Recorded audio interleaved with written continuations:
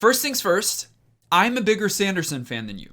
Let's just get that out of the way here at the beginning. I love Brandon Sanderson as an author, as a person. I love his works. I've got a few videos on my channel already about Sanderson, about some of his books. I've read almost every single one of them. There are a few, however, that I have not yet read.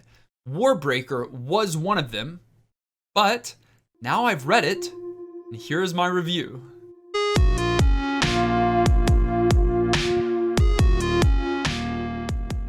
The Cosmere is a fictional universe that Brandon Sanderson created that a lot of his books reside in. They are on different planets with different people and different magic systems and different histories, but all in this expansive universe known as the Cosmere. To date, there are probably about 24 stories set in the Cosmere.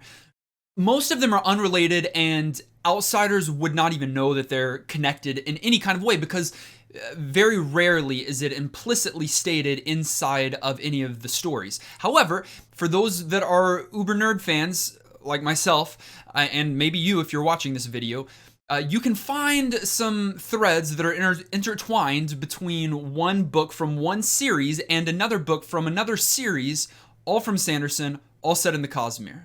Out of these many stories and many books that are currently in publication, Elantris and Warbreaker are the two books, the two stories in the Cosmere that I had not yet read. And you're going to have to forgive me, I get stuck saying Elantris, very hick-ish. I think it's Elantris, which is much more proper, but either way.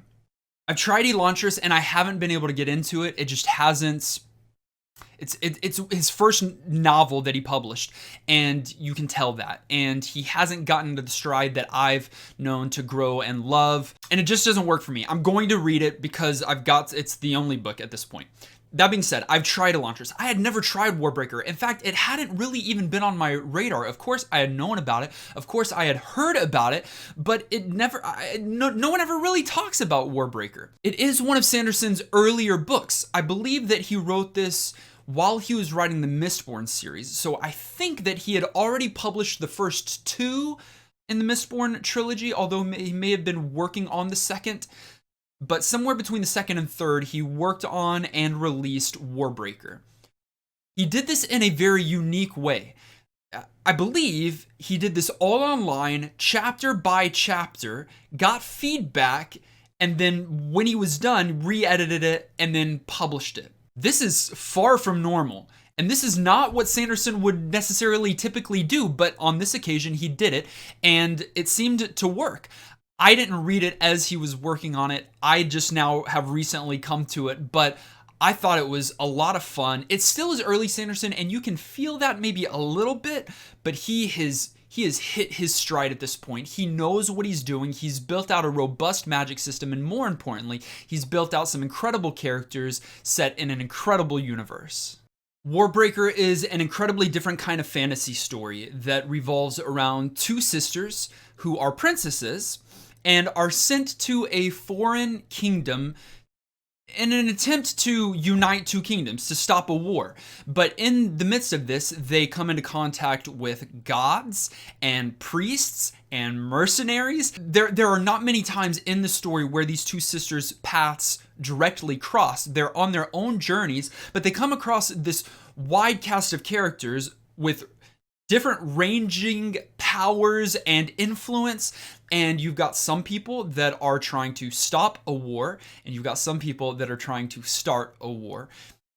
You don't know who the good guys are, you don't know who the bad guys are, you're just rooting for these sisters, wanting them to succeed, wanting them to thrive, and it's a wild ride.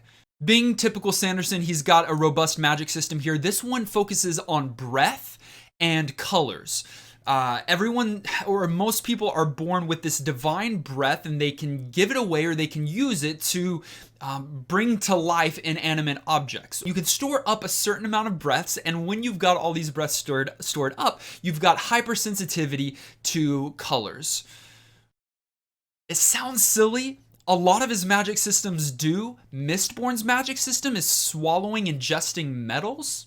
And so if you're a Sanderson fan, you kind of just got to get over it. And here, the magic system works. It's really colorful, pun, obviously fully intended, and it works. I like a magic system like this where it's not that a few select people have it and it completely makes them overpowered, but this is something that is just a part of society. A lot of people have access to some element of this or some level of this, but then those that have it to the nth degree are the ones that are just uber powerful. To be fair, this book is a slower burn maybe than Mistborn.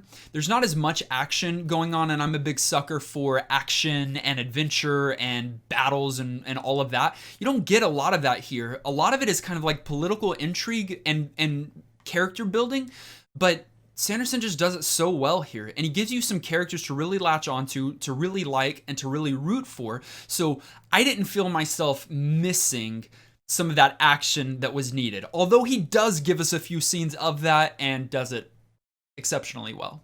All in all, I don't know why it took me so long to read this book. It's a great book. It's definitely a Sanderson novel, definitely a Cosmere novel, and I'm glad that I finally got around to it. Now, I just have to force myself to do Elantris.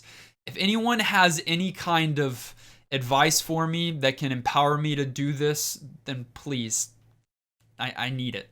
Last thing to note, I forgot. I listened and read, and after each chapter, read Sanderson's annotations on that chapter, which was super intriguing. It gave me a lot of insight to why he came up with certain characters or their names, or how he came up with the magic system, or what elements that he had thought of years before he wrote this book, or elements that he just came up on the fly. It was really cool to see a kind of behind the scenes with the author. I would encourage you, if you haven't yet read Warbreaker and you're planning on doing it, go online. Every chapter and every annotation is straight there on his website for free.